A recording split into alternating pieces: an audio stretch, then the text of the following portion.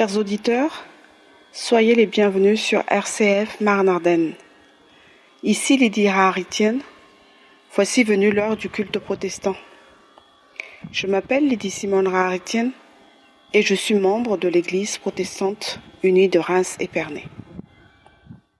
En raison des restrictions de confinement, le culte protestant dans la Marne et les Ardennes est célébré sur les ondes et non pas dans nos temples. Ce moment de recueillement a été préparé par nos pasteurs Xavier Langlois et Pascal Geoffroy. Il a été enregistré par Mathias Landenassoul et moi-même dans un studio à domicile.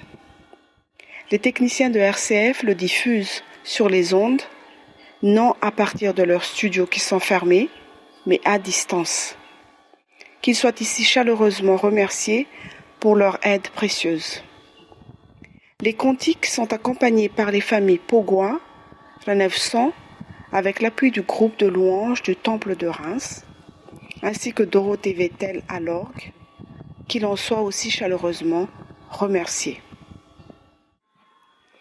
Pour entrer dans ce temps de culte, nous chantons le cantique 21-18. Nous venons dans ta maison. Cantique 21-18.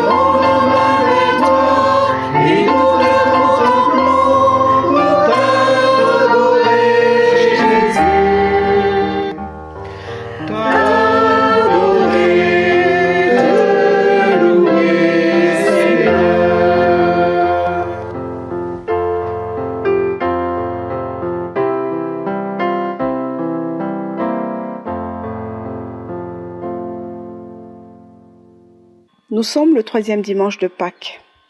Le Christ est ressuscité. Il chemine avec les hommes avant d'être élevé vers le Père. Tant de découvertes et d'étonnements. Tant d'émerveillements et de questionnements. Si la vie pleine et entière est révélée en Jésus ressuscité, il faut maintenant oser les premiers pas pour le suivre. Premier pas hésitant, car tout autour, le monde ne semble pas changé. Et si tout cela n'était qu'illusion, la vie nouvelle nous est donnée, mais il faut en faire l'apprentissage. Elle ne peut être découverte qu'en la parcourant. Que la grâce et la paix vous soient données de la part du Dieu, Père, Fils et Saint-Esprit.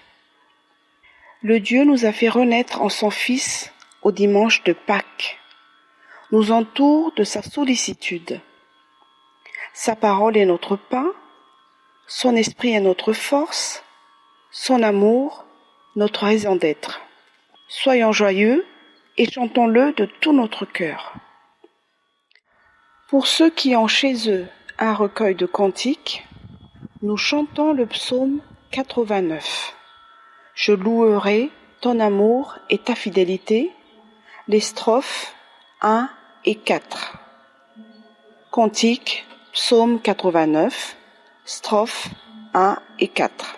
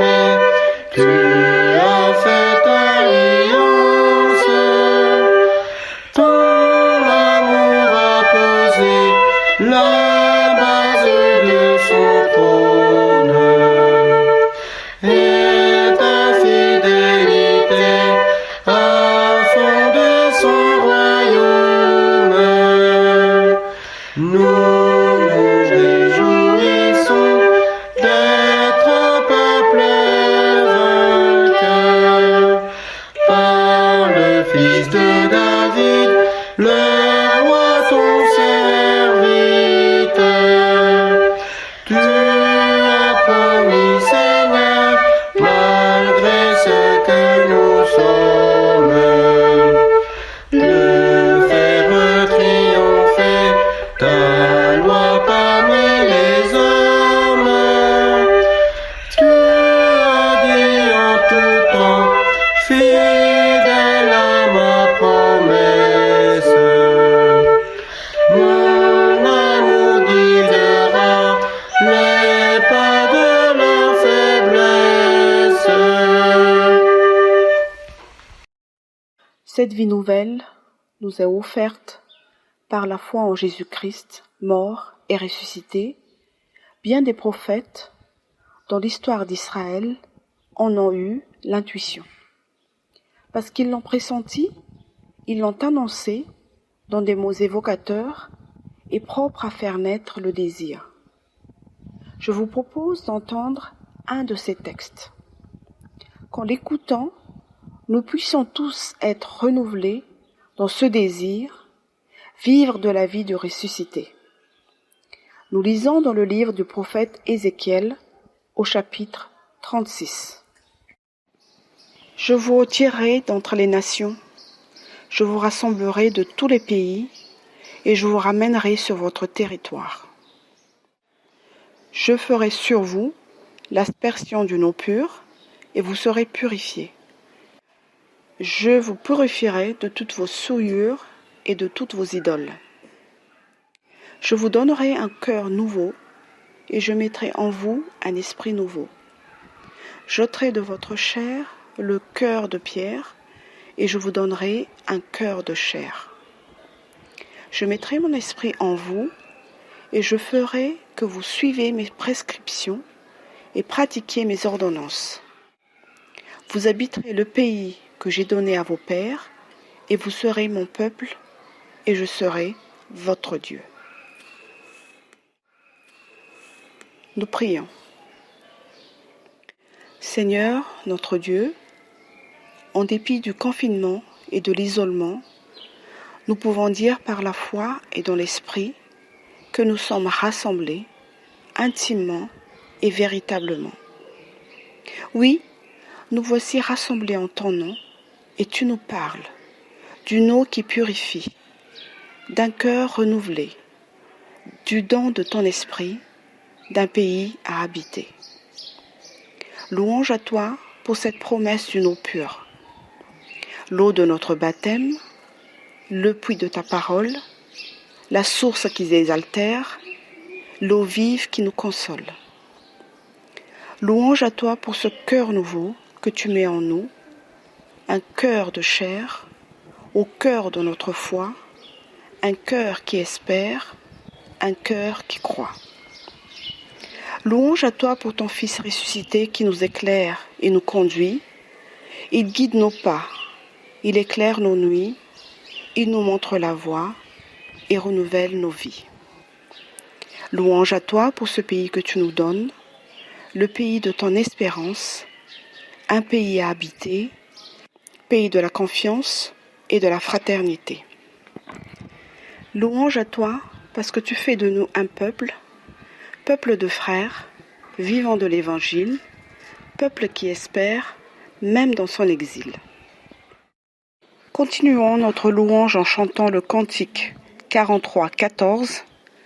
Veux-tu naître de nouveau? Cantique 43-14.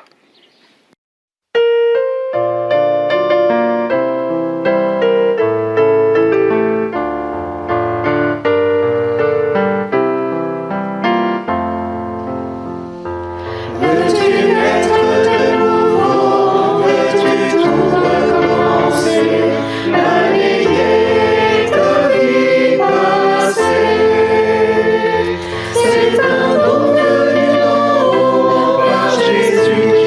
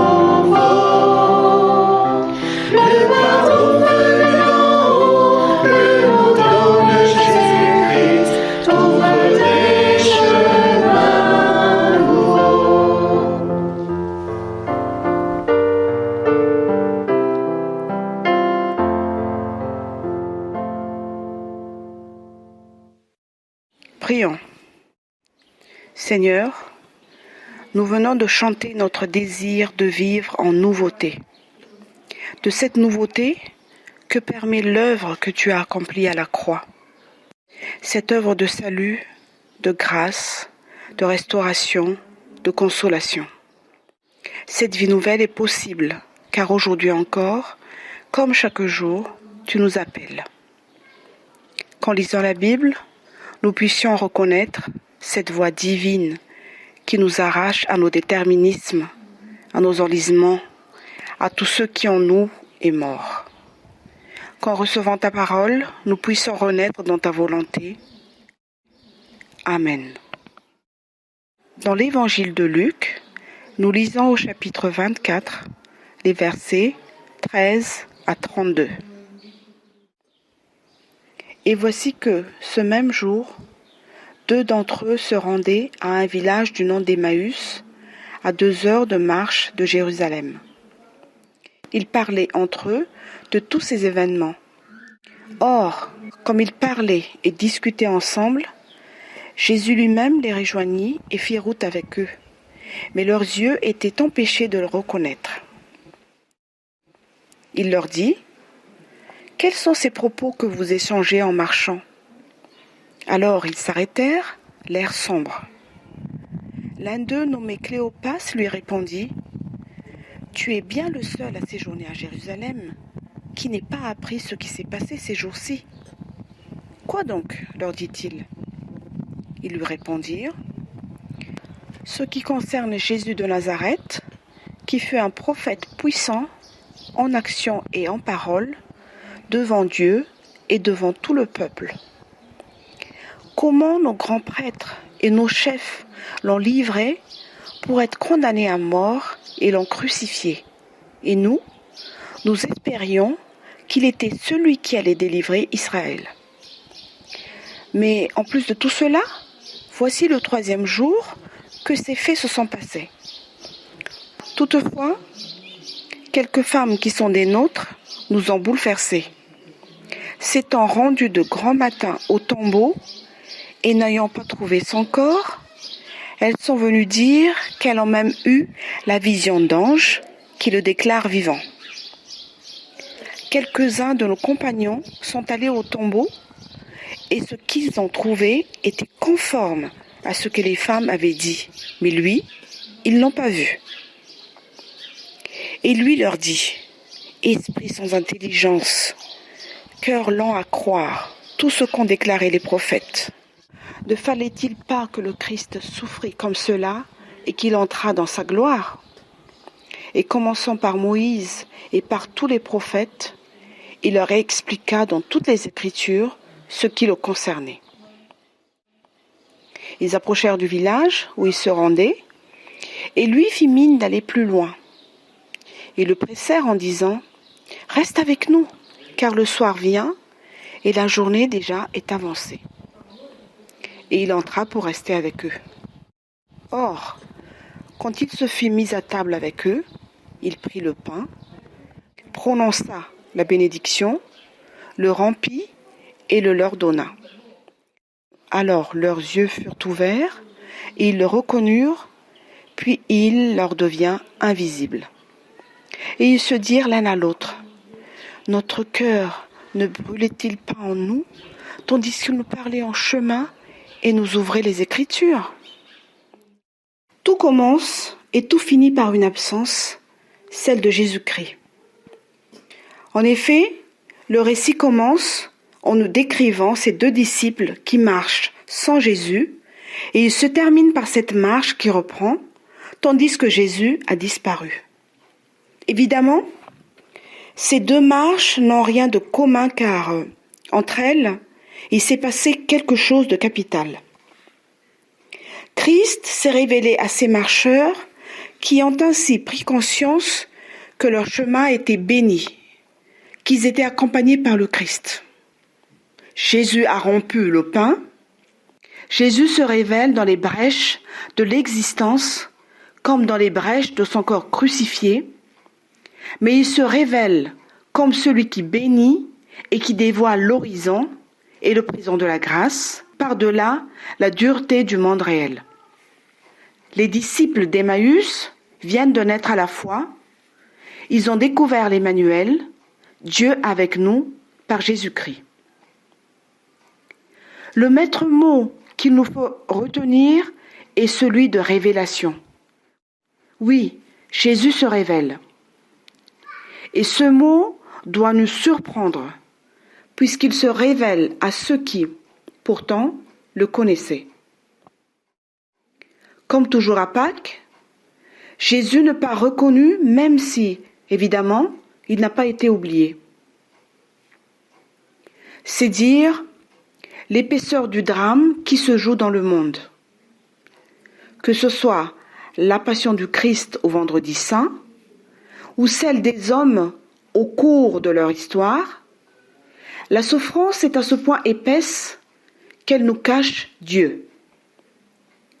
Croyants ou pas, nous partageons tous un même sort en humanité, de même que le soleil se lève sur le juste ou l'injuste. Les fléaux, quels qu'ils soient, s'abattent également sur tous, sans distinction. Et la souffrance nous interroge sur Dieu, nous le dissimule.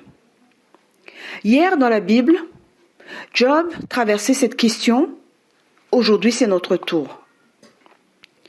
Dans le confinement, nous ne sommes pas uniquement isolés les uns des autres. Nous nous sentons peut-être aussi isolés, loin de Dieu. Où est Dieu? Que fait-il pendant que nous souffrons? Pourquoi a-t-il permis ce virus? Ce sont des questions qui nous remontent régulièrement. Ce sont surtout des questions légitimes et nécessaires, car il faut avoir le courage de les poser pour traverser ce qui nous advient. Dans le texte biblique que nous avons lu, l'isolement est transfiguré par une révélation du ressuscité. Mais cette révélation est préparée par deux événements majeurs qui, je pense, doivent nous parler. Le premier événement qui se dresse contre le chaos est le pouvoir de la prédication. Je fais allusion à la prédication des femmes qu'évoquent les disciples d'Emmaüs. Ils ont entendu la prédication de ces femmes et les témoignages de ceux qui ont confirmé leur dire. Il est vivant, ont-elles fait savoir. Cette prédication est une formidable contestation de la réalité. Bien sûr, il s'agit d'une parole fragile, abandonnée à ce que les auditeurs en feront ou pas. Mais cette première prédication demeure une parole puissante, car elle crée une brèche face au malheur qui veut prendre toute la place et qui se prétend comme l'unique horizon envisageable. La prédication met en question la réalité. Elle met en question les disciples. Si l'on sent bien leur difficulté à accepter la réalité telle qu'elle, et c'est parce qu'au fond d'eux, il y a l'écho de cette prédication. Entre la parole des femmes et la réalité, ils sont dans une dissonance dont ils n'arrivent pas à se départir. Ce constat en dit long sur la nécessité de cette parole humaine que nous nous donnons mutuellement. Nous sommes appelés à nous encourager mutuellement en étant témoins les uns pour les autres de notre foi et de notre confiance en Jésus ressuscité. C'est en étant mutuellement témoins de notre espérance que nous nous fortifions contre la dictature du malheur.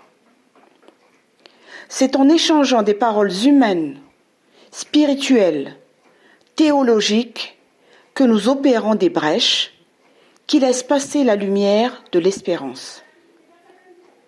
La consolation vient aussi de ce que nous nous disons les uns aux autres.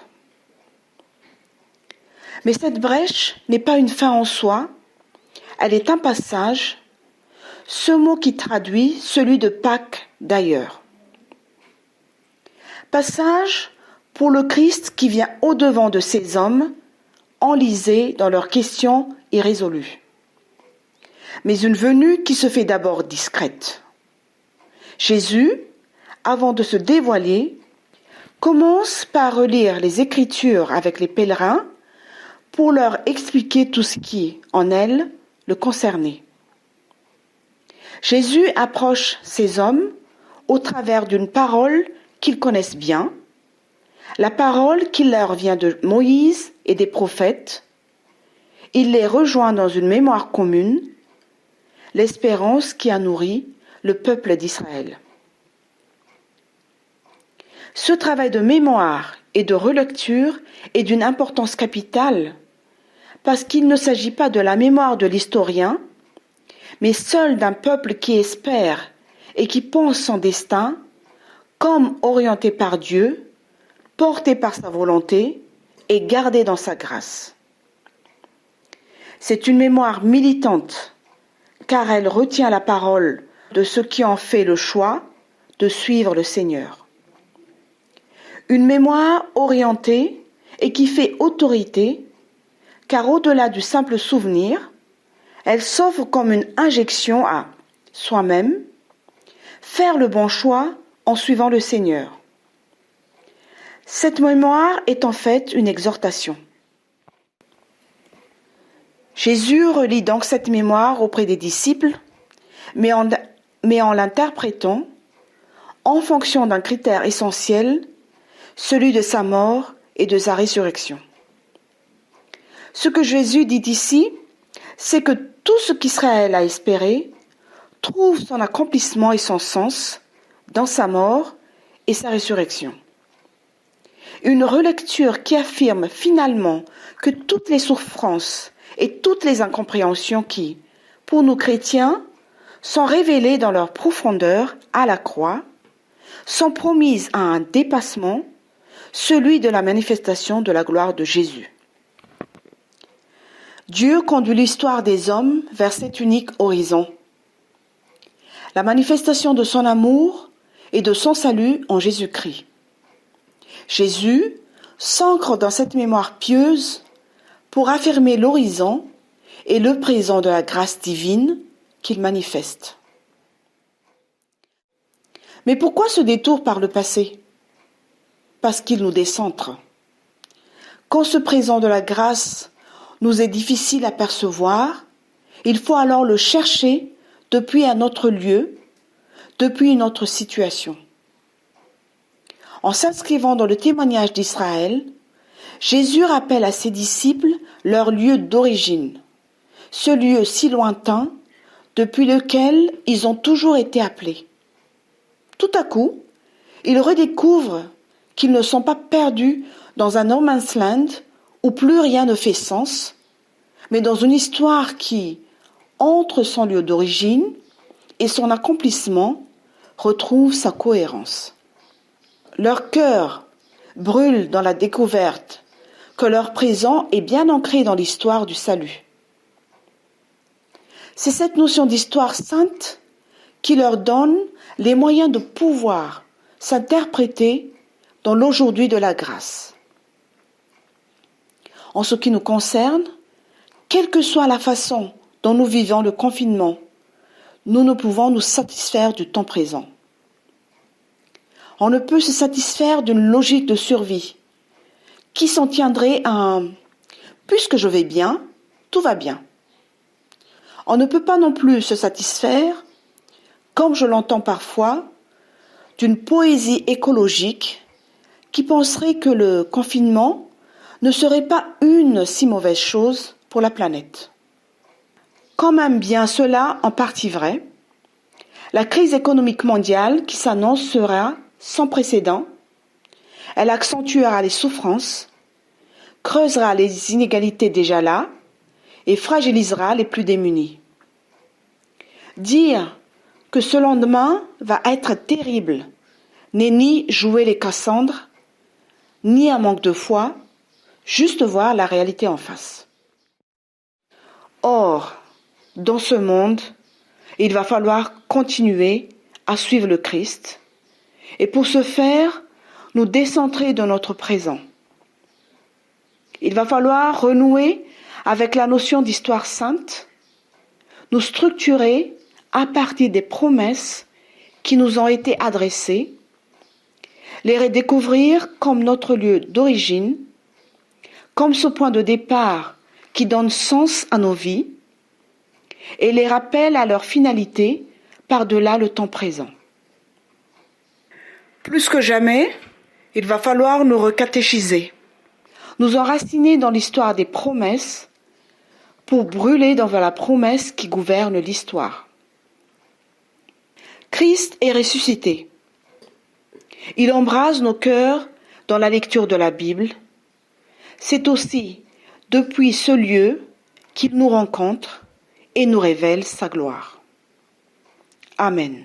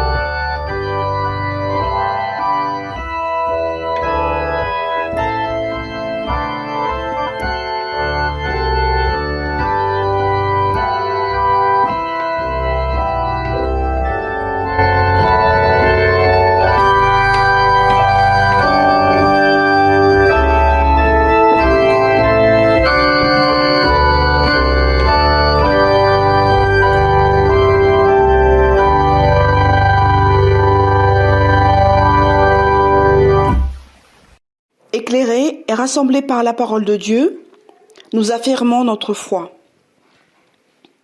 Je crois en Dieu, le Seigneur qui est, qui était et qui vient. Je crois en notre histoire, habitée, soulevée, fécondée par le Seigneur vivant. Dans sa parole, heureuse nouvelle, dans les signes de l'eau et du pain, dans les cris du pauvre et de l'affamé, dans les gestes du prisonnier et du rejeté, il m'attend, il me parle, mystérieux visiteur, dont le souffle de vie me fouette le visage. Avec mes frères et mes sœurs, je sais qu'il habite notre aujourd'hui. Je crois avec toutes les femmes, tous les hommes d'hier qui déchiffrèrent sa trace dans l'histoire. Peuple libéré de la servitude et tensé par les prophètes. Peuple chanteur de psaumes et sage de proverbes. Avec les foules d'Israël et les apôtres, témoins de sa voix humaine, j'entre dans ce grand cortège qui suit le Nazaréen, Paul de Tarse, François d'Assise, Luther, Jean 23, Martin Luther King et tous les autres. Ils n'ont pas cru en vain. Je crois dans le bruissement du monde, entendre les coups qu'il frappe à la porte, discerner les pas silencieux de celui qui vient. C'est pourquoi, au chevet des malades et des agonisants, je prie. Avec tous les opprimés et les torturés, je crie. Avec tous les passionnés, je cherche. Avec les lutteurs, je milite. Car il vient, celui-là, qui rend tous les destins et ouvre les chemins, qui désarme toutes les résignations et suscite les responsabilités, et dans le projet fait pâlir tous les programmes. J'attends le vivant dans la résurrection à mon espérance. Je crois au Seigneur, celui d'aujourd'hui, d'hier et de demain.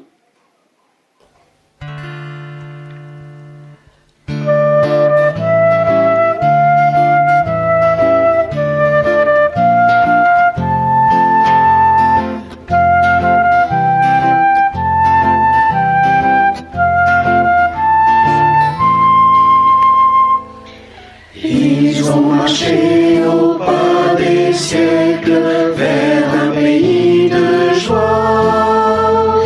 Ils ont marché vers la lumière pour habiter la joie.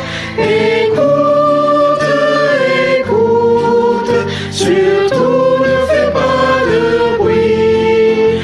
On marche sur la route, on marche dans la nuit. Écoute, écoute, les pas du Seigneur vers toi. Il marche sur ta route, il marche près de toi. Ils ont laissé leur cri de guerre pour des chansons de paix. Ils ont laissé leur bout de terre pour habiter la paix. Écoute, écoute, surtout ne fais pas de bruit.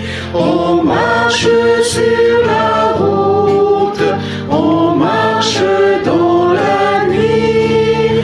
Écoute, écoute, les pas du Seigneur vers toi. Il marche sur ta route, il marche près de toi. Ils sont venus les mains ouvertes pour accueillir l'amour. Ils sont venus chercher des frères pour habiter l'amour. Écoute, écoute, surtout ne fais pas de bruit. On marche sur la route, on marche dans la nuit. Écoute, écoute, les pas du Seigneur vers toi. Il marche sur ta route, il marche près de toi. Seigneur, tu es venu jusqu'à nous, tu as partagé nos luttes, nos souffrances, et l'Évangile nous a rappelé aujourd'hui que tu es venu rejoindre les hommes qui désespéraient pour partager leurs questions, épouser leurs quêtes et les conduire à la clarté de la grâce déjà là pour eux. Ta grâce est présente et agissante au milieu de nous. C'est cette conviction qui nous encourage à porter le monde devant toi. Depuis des semaines, nous te prions pour ceux qui souffrent, pour les endeuillés, pour les soignants, pour les autorités, pour ceux qui travaillent pour le bien de tous, pour ceux que hante la crise économique, pour ceux qui sont à la marge du système. Toujours les mêmes intentions de prière pour une situation qui n'évolue guère. Aujourd'hui, nous voulons te prier pour nous. Nous sommes comme ces disciples d'Emmaüs, hommes et femmes de foi, dans un monde qui semble contredire la présence de ta grâce. Seigneur, que nous puissions reconnaître ta présence dans nos cheminements, dans nos questions, dans nos craintes, dans nos manques, dans nos désirs comme dans nos déceptions. Que nous puissions te reconnaître comme celui qui accomplit nos existences en les recueillant dans ta main et les conduisant dans ta volonté. Toi qui es venu non pour être servi, mais pour servir et donner ta vie. Toi qui nous appelles à ta suite au service, par la prière, le témoignage personnel et communautaire, le soutien auprès des plus fragiles, viens nous renouveler. Ranimons-nous le souffle de la prière. Ravivons-nous l'amour de ta parole. Restaurons-nous cet esprit d'enfance qui sait s'émerveiller devant les signes de ta présence en nous comme dans le monde. Fais de nous prophètes, annonciateurs de ton salut. Donne-nous un cœur de Samaritain qui, le confinement passé, ne fermera pas son cœur pour poursuivre sa route comme s'il ne s'était rien passé. Et que dès aujourd'hui, dans la fraction de notre pain quotidien, comme dans tous les gestes de chaque jour, nous puissions te reconnaître, toi notre tendre Sauveur, comme celui qui se glisse et qui nous sourit. Alors, nous sentirons au plus profond de nous le feu de ton amour, qui embrasera nos cœurs dans un amour vrai et désintéressé pour le monde. Toi qui as rejoint les disciples d'Emmaüs dans leurs réflexions et leur perplexité, tu nous rejoins dans notre prière. Avec toi, nous prions Dieu en lui disant : Notre Père qui es aux cieux, que ton nom soit sanctifié, que ton règne vienne, que ta volonté soit faite sur la terre comme au ciel. Donne-nous aujourd'hui notre pain de ce jour. Pardonne-nous nos offenses, comme nous pardonnons aussi à ceux qui nous ont offensés. Ne nous laisse pas entrer en tentation, mais délivre-nous du mal, car c'est à toi qu'appartiennent le règne, la puissance et la gloire, pour les siècles des siècles. Amen.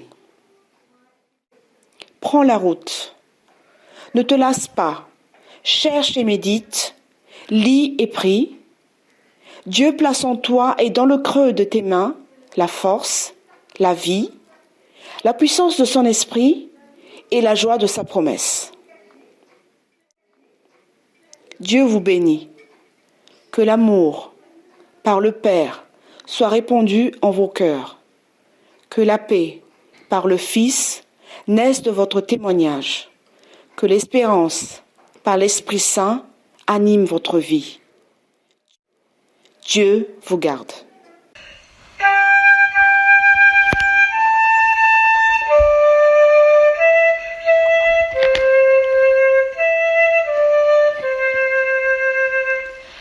C'est mon joyeux service d'offrir à Jésus-Christ en vivant sacrifice mon corps et mon esprit. Accepte mon offrande, ô Jésus, Fils de Dieu, et que sur moi descende de ton esprit le feu. Qu'un feu nouveau s'allume par ton amour